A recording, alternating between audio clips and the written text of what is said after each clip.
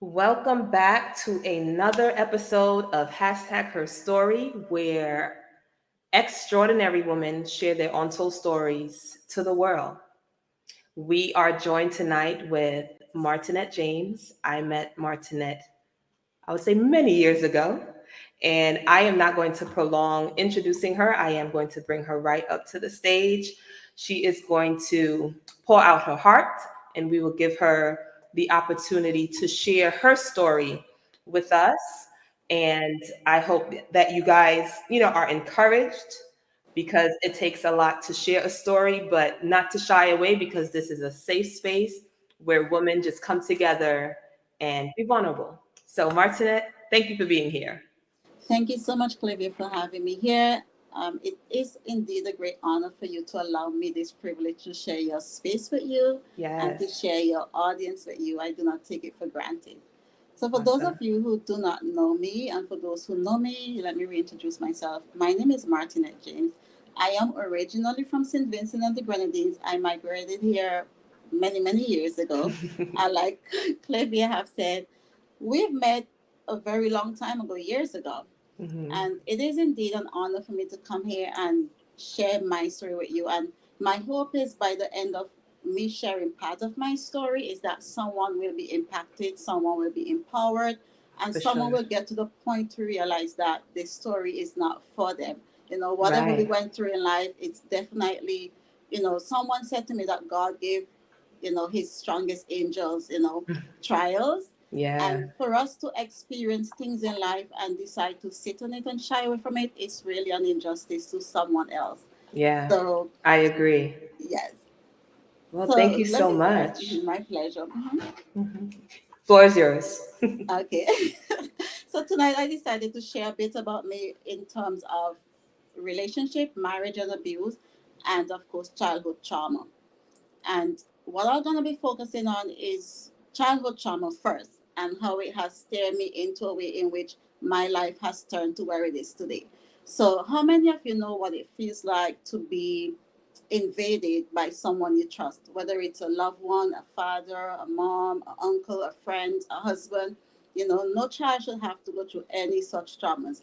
And like many of you, I'm quite sure my story is not unique, but I'm able to relate my story because I have had the experience and the privilege of healing through my journey. Even though I am still healing, I never refer to myself anymore as a victim because many of times as we go through and experience childhood traumas, many of us never get the opportunity to see ourselves as the victor.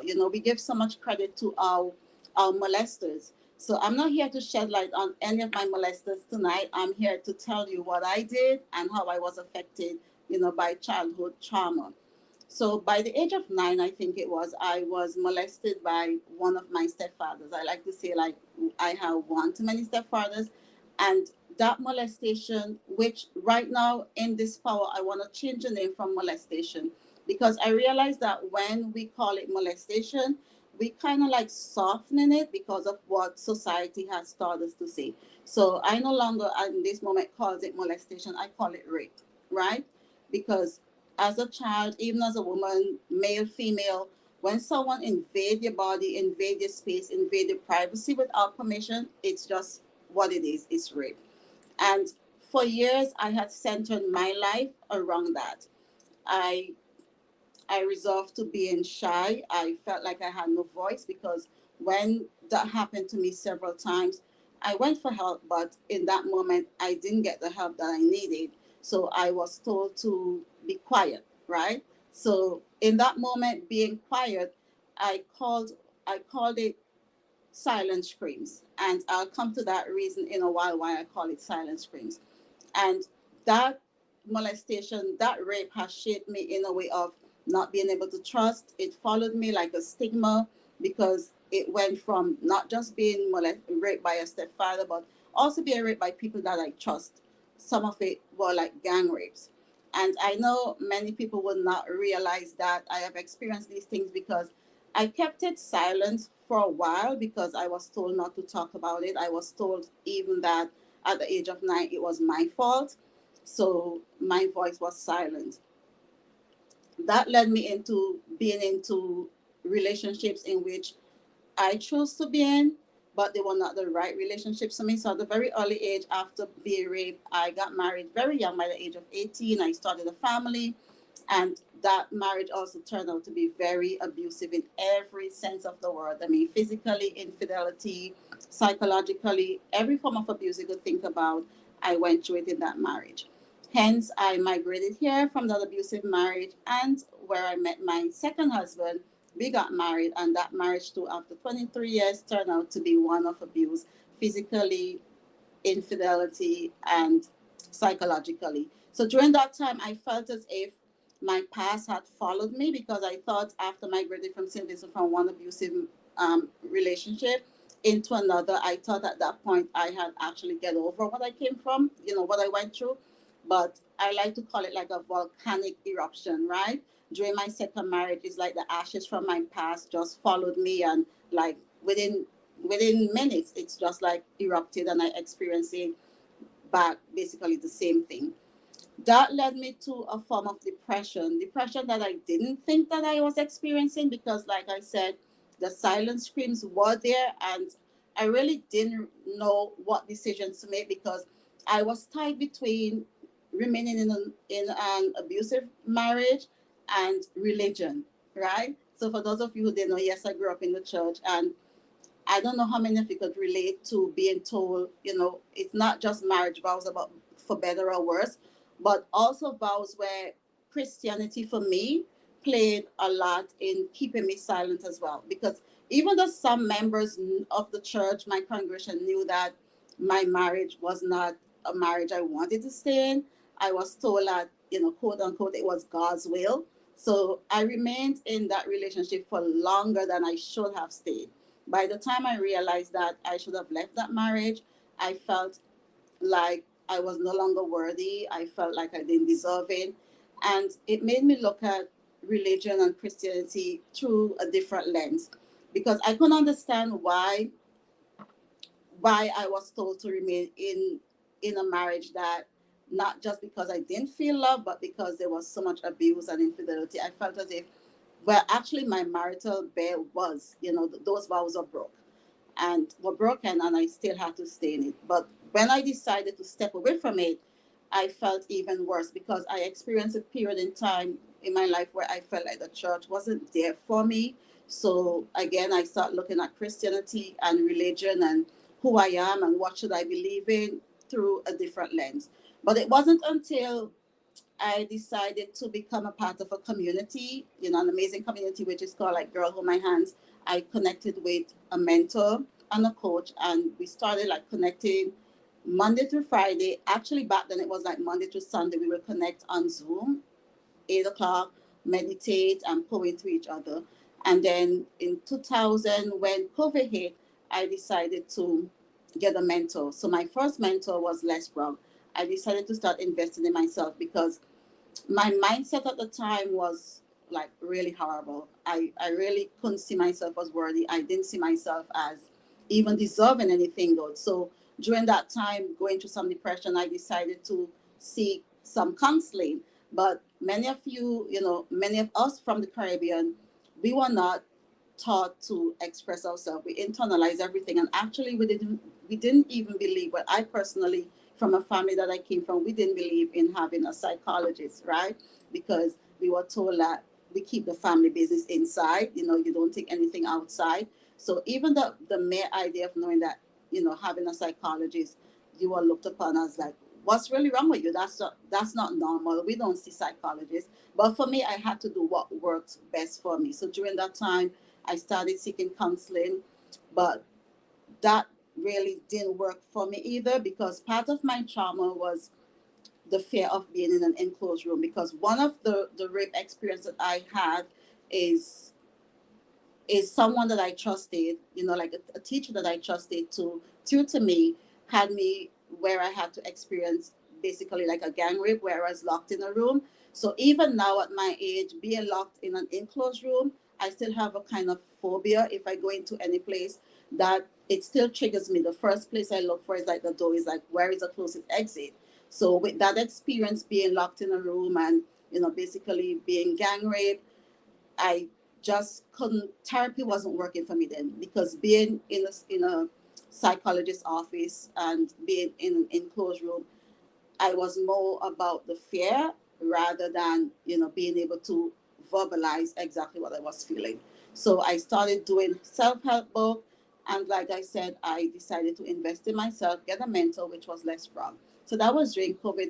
I started having Les Brown as a mentor for about, I think it's maybe like about 6 to 9 months. And for the first time, I got the opportunity with Les Brown. He had something called Women of the Power Voice. So I got the opportunity to tell my story with him for the first time. He gave me 3 minutes to tell my story. So I shared my story with him for 3 minutes. And for the first time, I felt like if I actually was heard. I felt like my voice was heard for the first time, because he understood my story, he understood my pain from a place where I never experienced that before. And he really poured into me and shared that experience with me. So in that moment, my voice that I always had, I reconnected to my voice. So then is when I realized how important having a mentor is, how important having a coach is. So those are some of the steps I take, I took towards healing myself. But one of the things I learned from Les Brown that was like really hard to swallow is that in that moment he said to me, Martinette, wherever you found yourself, know that at some point in time, you made a decision to be there. But that wasn't easy for me to hear, right?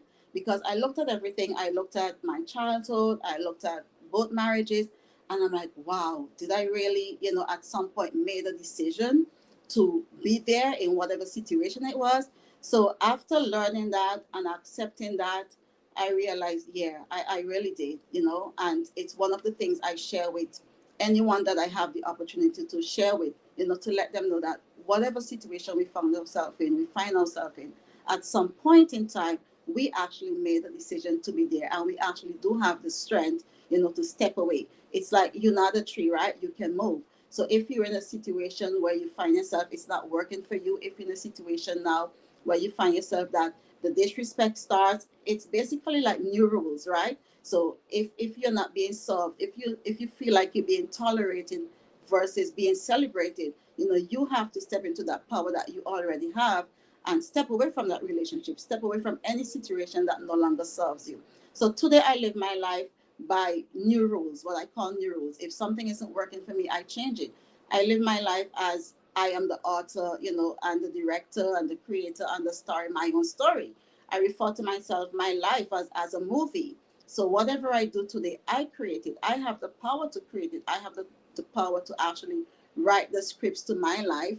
And whatever I realize that is not working for me, I actually do have the power to change it and say, cut next scene and move forward from there. So what I would really like people to know today is that in spite of whatever you have experienced, in spite of whatever you are experiencing now, you have the power to change that situation. You Yes. no longer have to sit down in silence and scream silently, because my experience with that is that all the time I was screaming, but I actually felt like I had my voice right here, and it's like I'm screaming for help, but the sound actually wasn't coming, you Yeah. know, and that was a horrible experience, and I didn't realize that I was screaming silently all the time. And the things that that keep us quiet from childhood to even adulthood is that when we decide to step back into the experiences we have had, when we decide to step back into the voices that have spoken to us as children, when we decide to step back and look as to how society, our homes have shaped us,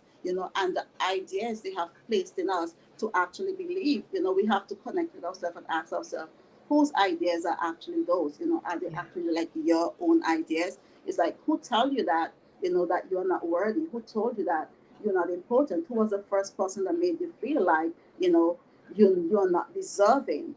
So when you actually connect into that and you realize that you are actually worthy, you are deserving, you are important, you are loved, you know, then you could, stop screaming silently and become impactful and just use the power that has always been there within you. Wow, Martin. I'm gonna just now I took some notes while I was off the screen. And let me tell you, a lot of it hits home. So we're gonna talk about it. Silent screams. And I might mix a few things up. Now, growing up in the church,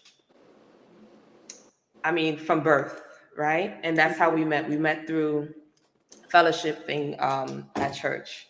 And I got married. And it's so interesting that I never shared my story until 2020. During COVID, a young lady asked me, she was like, "Can I interview you?" Because at that time, a lot of people just wanted to do something, Mm-hmm. you know. And she asked me a question about relationship, and I'm like, "Oh, here we go," you know. And that was my silent scream actually breaking. Mm-hmm. So married at 25, married not even understanding a lot of things. You know, I didn't have anybody else in regards to sexual relationship before the person I was married to. So you're going into marriage not knowing, the church telling me, it's so funny, Zaria, and I would say it, she's trying to walk underneath where you could see her back. Right. So where it's to the point where the encouragement that I received was, if he wants it, you give it. Fake it till you make it. Encouragement's like, what? And, you know, I took it because I didn't know better. And these are like, you know, women in the church. Mm-hmm. 7 years later, filing for divorce because we were never compatible. It was more so me wanting to be sexually active the right way, not outside of the marriage. And that was really, you know, years later, the question was asked, so why did you marry? And that was the reason. I wanted to do things according to what I was taught. I wanted to do things according to the Bible. And we live and we learn. Mm-hmm. So even 7 years later, so 7 years would have been 2017, and I was silent. I still act like everything was good. I still act like things were, you know, maybe people understood, okay, he's not coming around anymore, something's going on, but I still had this smile. Meanwhile, I was bitter, I was angry, I couldn't be the best mom to these two children. And I kept silent for almost 3 years. You're talking, this happened 2017 when we separated, and I was in school doing my master's, just silent. And then to think, I think I was depressed, but I didn't know because I didn't talk about it. When I was getting married, I didn't talk about it. My friends didn't like him for me. I was just stuck in my ways, like, I'm going to do this because then I'm in this marriage for 7 years, hoping that, you know, things change, getting counseling, and it just didn't. We sometimes think we can change these people when they're stuck in their ways, especially Caribbean men. They're very stuck in their ways. And, you know, knowing red flags. Now, you mentioned Les Brown in regards to these things sometimes happen because of the decision we made. Mm-hmm. And or we put ourselves there. And honestly, Martinette, I put myself there because I made a choice. I wanted to have sex in a marriage, not outside of a marriage. I didn't want to have sex with this person and then next person. And that was just a mindset that I had. And then to think, what God has joined together, let not man put asunder. I honestly don't think God put us together. I think it was me and it was him. But God blessed us with two, you know? And the church didn't help. Because even when I was going through separation, the ones that didn't know, and I'm talking about leaders, they bashed me, including my dad. How dare you talk about divorce? How dare you talk about? So it hits home when you talk about the thing that you grew up in, the people you grew around that you thought would support you, would pray with you, would encourage you, not to stay. And I had to be really blunt to my dad and even say, he would give comparison to people that stayed together unhappy. And I said, Daddy, I can't. I can't be a good mom because I'm bitter. I'm angry. I'm not happy. And for them to see me like that, who wants to live in a home like that? I said, I would rather be alone and happy than stay in this and fake it till I make it. Not at all. Not at all. So it really hits home when you share that story in regards to the church not being there, you know, being depressed, making these vows because you think you have to stay in it. And again, going back to 2020, when I shared that story, this lady was married for 20 plus years. And she actually hit me up on, it was Messenger, and she thanked me for sharing that story because she felt stuck and she thought she had to stay in it.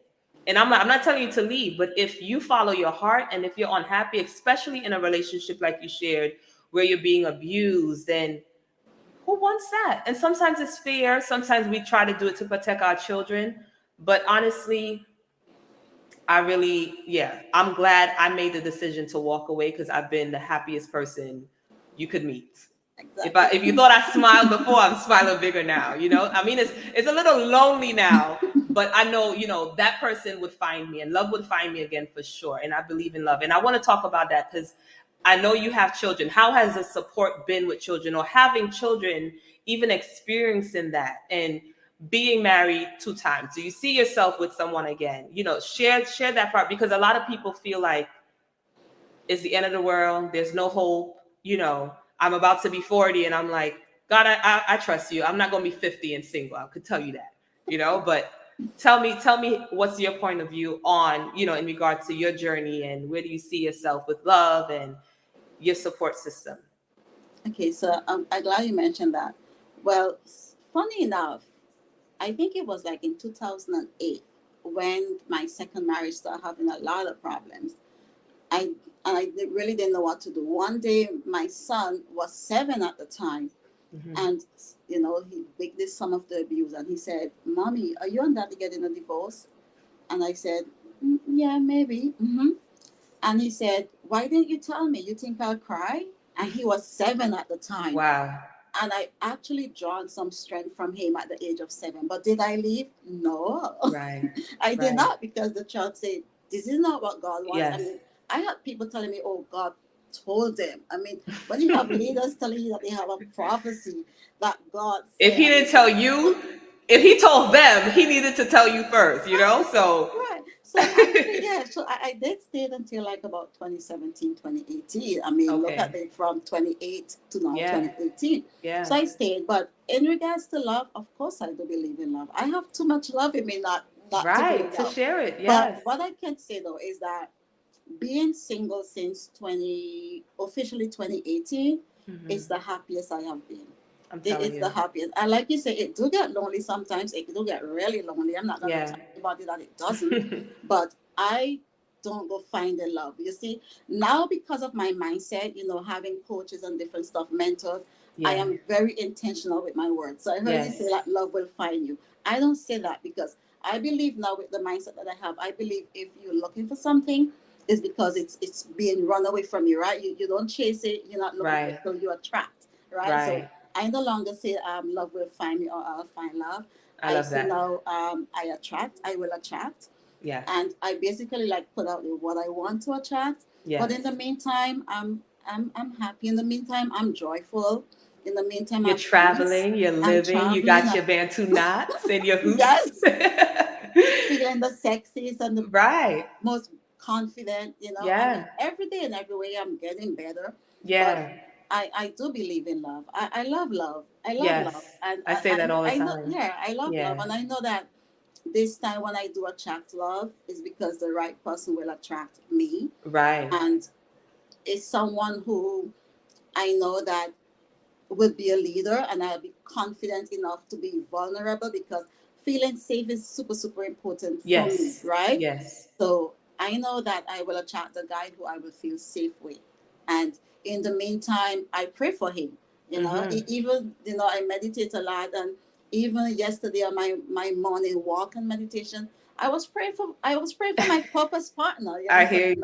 Now I refer to him as my purpose Purpose partner. partner. I love Yeah, that. and I say, God, wherever he is, I know you're working on him for me, and in the Yes. meantime, you're working on me. And I walk in and I'm praying, and I'm like, while you're protecting him and you're working on him, let him not be distracted by the dessert, right? Let him Right. know that his main course is right here.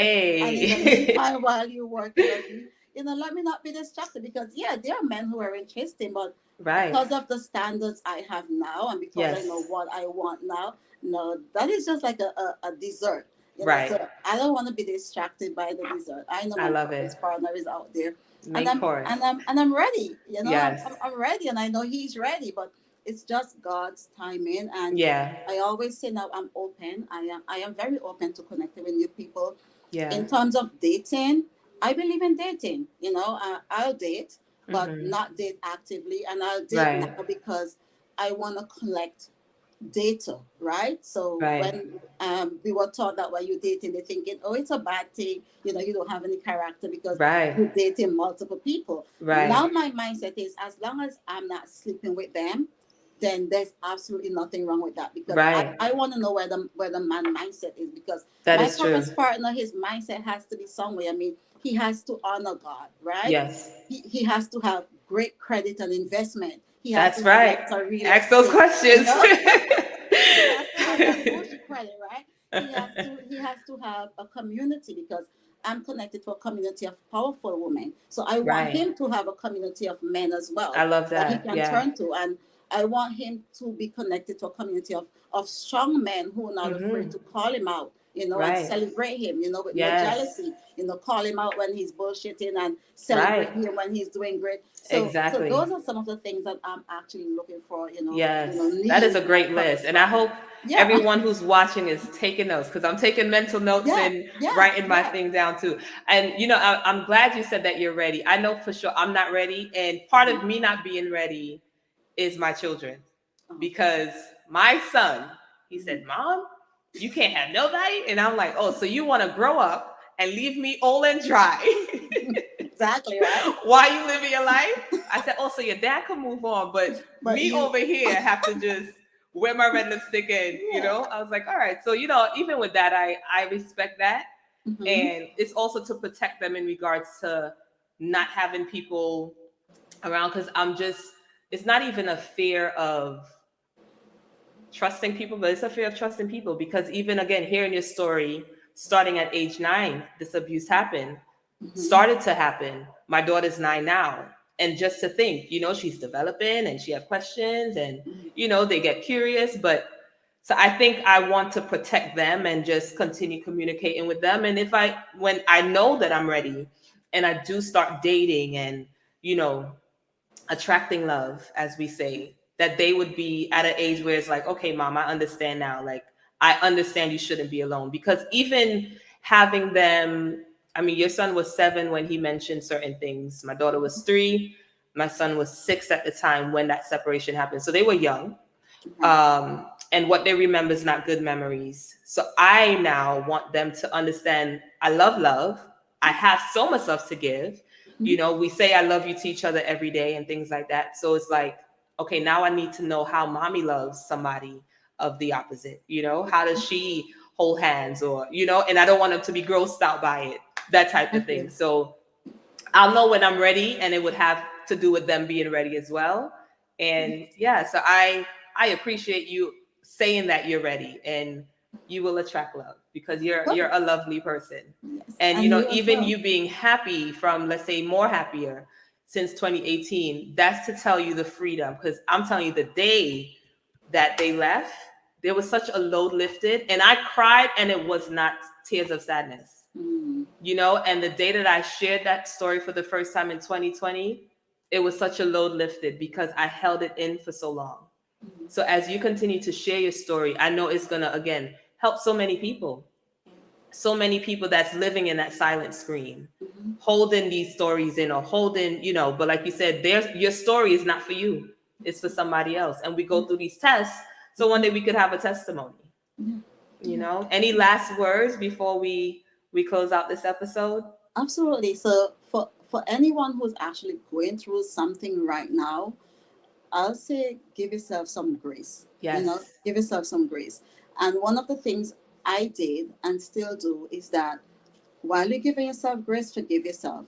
Yes. I learned this from Lisa Nichols, right? It's called like the self, the mirroring technique. Okay. And wow, that was like really hard to do. But it was one of the steps to my journey of healing. So what I would like to say is, for anyone who want to give themselves grace and get out of a situation that they're in, do this mirror technique, right? Stand in front of the mirror naked. Mm-hmm. Look yourself in the eyes. I mean, look really into you. Watch yourself. No makeup, no lashes, no nothing. Get real down and look at yourself and forgive yourself. Make a promise to yourself. What I did is that I said, Martinette, I'm sorry. I'm sorry for letting you be in a situation, in a relationship, and having you stay in a relationship that no longer served you. I'm sorry for allowing you to stay in an abusive relationship. I'm sorry Right. for allowing you, to feel like you were not worthy. And Right. when you forgive yourself for that, you say, please forgive me.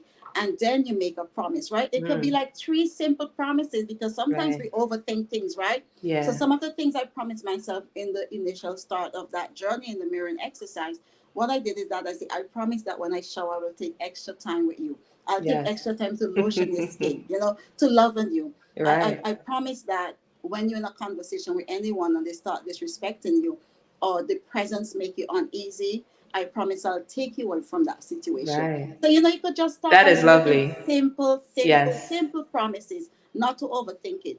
So I'll say give yourself grace, Yes. knowing that you are powerful beyond measure. You That are is speaking to me, my love. that I is love my that. actually best quote, is that you are powerful. Our deepest fear is that, we are not inadequate. We are actually powerful beyond measure. Yes. So give yourself grace and know that you're powerful beyond measure. You got this. You got this. Awesome. Yeah. Awesome. And if anyone wants to follow up with you, where can they find you on social media handles? Okay, so on all platforms, I am Martinette James. So you can actually find me as Martinette James Martinette on all James. social media platform, Beautiful. IG, Facebook, TikTok, wherever.